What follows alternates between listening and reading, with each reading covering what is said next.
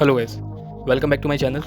आज की ये वीडियो आपकी ट्रेडिंग जर्नी में सक्सेसफुल होने के लिए शायद एक बहुत बड़ा रोल प्ले कर सकती है।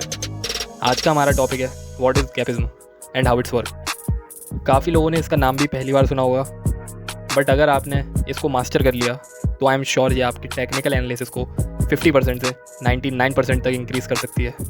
सो चलिए अब स्क्रीन पर चलते हैं इसे डिटेल में समझने के लिए। ओके, सो पहले हमें ये समझना होगा कि गैपिज्म वर्क कैसे करता है। सो पहले तो हमें ये समझना होगा गैपिज्म किस किस जगह पे वर्क करता है।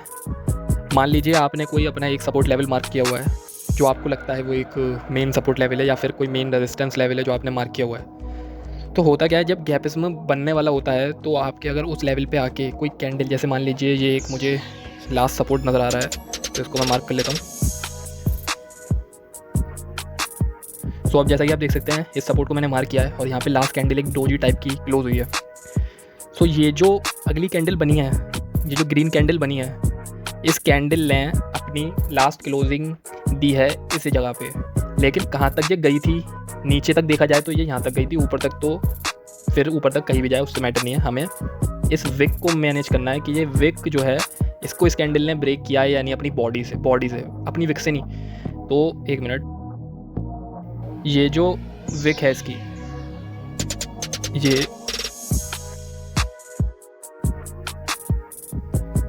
ये जो इसके बीच का ये जो गैप बना है इसे हम बोलते हैं गैपिज्म।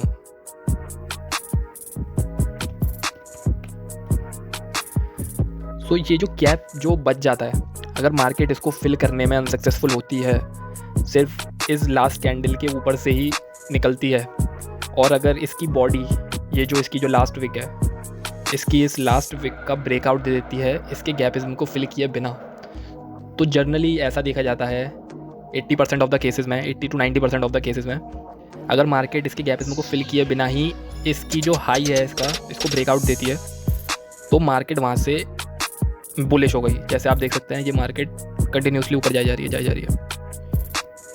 ऐसा क्यों हुआ? क्योंकि ये जो गैप होता है, अगर मार्केट को बेयरिश मूवमेंट मतलब बेयरिश में ही उसको वर्क करना है तो वही गैप को क्यों फिल नहीं करेगी? ये गैप तभी फिल नहीं होता जब मार्केट में एक हाई बुलिश रैली आने वाली हो, या फिर ये तो मैं सपोर्ट दिखा रहा हूँ, अगर ये रेजिस्टेंस में बनता तो बेयरिश साइड मूव आता।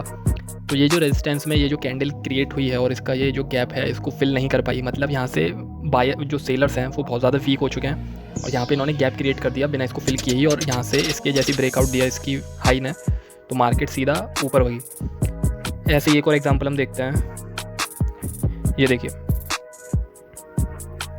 यहाँ पे भी एक जो इसका सपोर्ट है वहाँ पे एक कैंडल बनती है। अब आप कहेंगे कि इसके विक को इसने ब्रेकआउट दे दिया, तो मैंने वही सेम बात बोली थी कि विक ब्रेकआउट देती है वो मैटर नहीं करता, इसकी बॉडी को ब्रेकआउट देना पड़ेगा। विक एक तरीके से शैडो है, वो बॉडी नहीं है, तो शैडो इतनी मैटर नहीं करती, मेन होती है बॉडी। अगर विक आपकी बॉडी ने इसकी विक को ब्रेकआउट नहीं दिया, मतलब यहाँ से भी मार्केट ऊपर जा सकती है। और जैसा आप देखेंगे कि यहाँ से इसके जो हाई है इसका ब्रेकआउट देती मार्केट ऊपर गई है। ऐसा ही एक और एग्जाम्पल ले लेते हैं, चलिए किसी और उसमें चलते हैं, GBP USD में चलते हैं। ये देखिए यहाँ पे अभी करंट में ये मार्केट चली रही है। जैसा कि आप देख सकते हैं ये जो इसका लास्ट सपोर्ट बना था, एक मिनट इसको मार्क कर लेता हूँ, ये जो इसका लास्ट सपोर्ट बना है बहुत छोटा था। आप गैप में देखेंगे कि बहुत छोटी सी विक क्रिएट हुई है, लेकिन अगली कैंडल ने इसकी विक को फिल नहीं किया अपनी बॉडी से, और यहाँ पे इसने एक गैप क्रिएट कर दिया जो बहुत छोटा सा गैप है, मगर इसकी बॉडी इसको फिल नहीं कर पाई, और यहीं से मार्केट बिना गैप को फिल किए ऊपर गई। और जैसे ही मार्केट ने इसकी बॉडी को ब्रेकआउट दिया तो आप देखेंगे कि मार्केट यहाँ से वापस ऊपर जा रही है, कंटिन्यूस वे में अभी भी ऊपर चली रही है। और कन्फर्मेशन तब मिली जब एक स्ट्रॉन्ग कन्फर्मेशन, एक 100% कन्फर्मेशन तब मिली जब मार्केट दोबारा थोड़ा सा नीचे लौटी और यहाँ पे आके फिर इसने इसके विक का ब्रेकआउट नहीं दिया अपनी बॉडी से, मतलब क्लोजिंग नहीं करी अपनी बॉडी से इसकी विक की, और फिर से यहाँ से बिना बॉडी की क्लोजिंग करे इसकी विक का ऊपर चले गई। तो यहाँ पे इतना स्ट्रॉन्ग गैप क्रिएट हो गया जो मार्केट को इतना ज़्यादा इसने पुश करा, और यहाँ से मार्केट कितना ऊपर गई आप देख सकते हैं। तो यही थी हमारी ये आज की मास्टर क्लास गैपिज्म को लेके। इसको आप डिटेल में समझने के लिए खुद पर्सनली अपना आप बैठिए, ट्रेडिंग व्यू पे और इसको रीटेस्ट करते रहिए।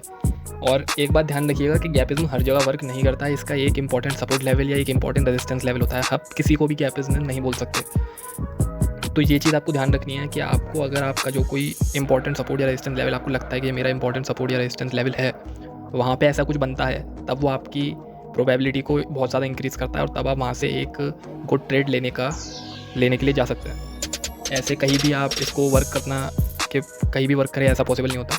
ऐसा कोई भी इंडिकेटर नहीं बना या कोई भी ऐसी ट्रिक नहीं बनी जो आपको कहीं भी वर्क करे। उसका एक इंपॉर्टेंट कोई ना कोई पॉइंट होता है जहाँ पे वो वर्क करता है। तो आपको पॉइंट पकड़ना है और उस पॉइंट को लेके अपनी सारी एनालिसिस लगा के वहाँ से एक गुड ट्रेड प्लान करनी है, तभी आप अपनी ट्रेडिंग जर्नी में सक्सेसफुल हो सकते हैं। तो इसको आप अपने घर पे प्रैक्टिस करिए, ट्रेडिंग व्यू में रीटेस्ट करिए, काफ़ी बार रीटेस्ट करिए और चेक करिए कि आपकी ट्रेडिंग स्किल्स में कितना